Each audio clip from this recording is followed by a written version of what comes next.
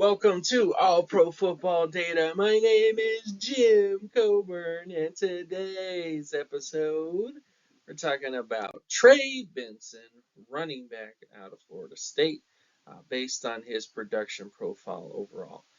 So we're going to be taking a look at just to kind of see how he tested as a running back, or some comparisons for him.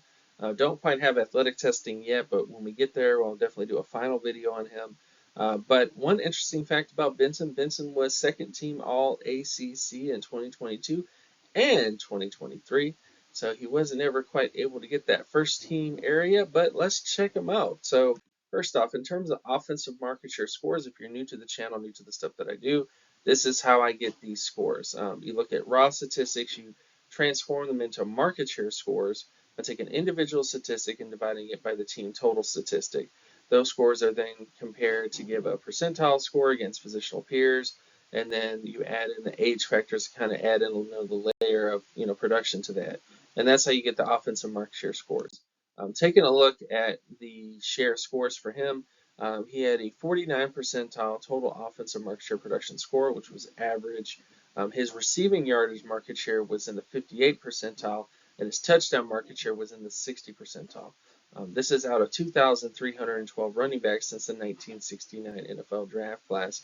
And this is not really what you want to see in a potential starting running back prospect. It's definitely below average compared to the averages of Pro Bowlers and starters. When you look at his efficiency scores, efficiency takes a look at things like yards per touch. It takes a look at the touchdown percentage, which is the number of touchdowns they had per touch. How efficient were they? Even though they weren't very productive, when the ball was in their hands, what did they do with it? And based on his efficiency scores, he actually tested well. So this is one positive thing to say about Trey Benson, is that he actually was a very efficient running back when the ball was in his hands. His yards per touch, I should say yards per reception score was in the 80 percentile. His yards per reception was in the 80 percentile. Yards per touch, yards per reception, both in a decent area. And then his TD percentage was in the 90 percentile. So he usually got into the end zone a good fair deal when the ball did end up in his hands as a rusher. So these are all good numbers to have in terms of a running back. Moving on to adjusted production scores. Adjusted production takes a look at things that adjust for the production. They give context to the production. So how old was he? What team did he play on? Was it a good school? Was it a bad school in terms of how strong the team was? Also, what competition did he face?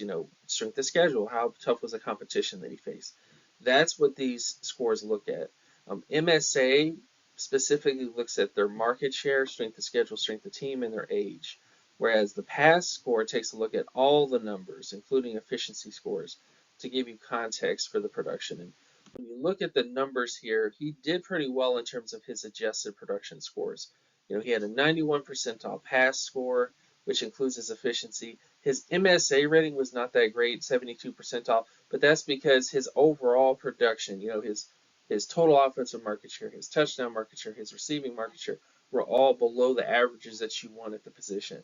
But he does have a good age score. So in many ways, he kind of has a bit of projection to him that you have to make as an evaluator. He wasn't really that productive at Florida State, but he was efficient when the football was in his hands.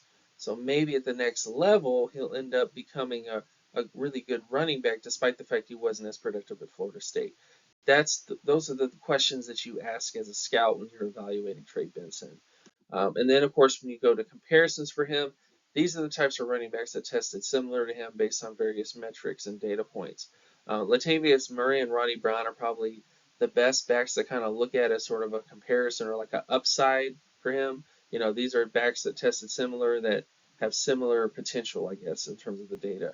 But for the most part, a lot of these types of running backs usually end up being backups or rotational backs at the next level. Going to his outlook, though, Trey Benson profiles as a backup to starter long term. The biggest weakness in his profile is his average total offensive market share score, which is average, but it's slightly below average. It's 49 percentile. If you want to round up, you get to 50, but that's not exactly what you want to see out of a running back. And I do understand he's going to be more of a day 2 pick, but I think that is a concern with him overall. Most running backs with this profile become backups. However, backs who test well can become long-term starters. So testing will be huge for Trey Benson. If Trey Benson tests extremely well as an athlete, then I think you can push towards the starter potential with him. If he doesn't test well as an athlete, then I think you might need to put him in the backup category. So that's kind of what you're looking for with Trey Benson based on his overall data profile.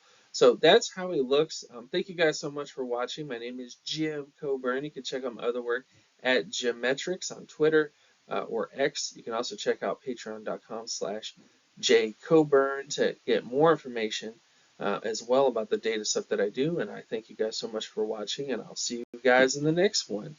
Peace.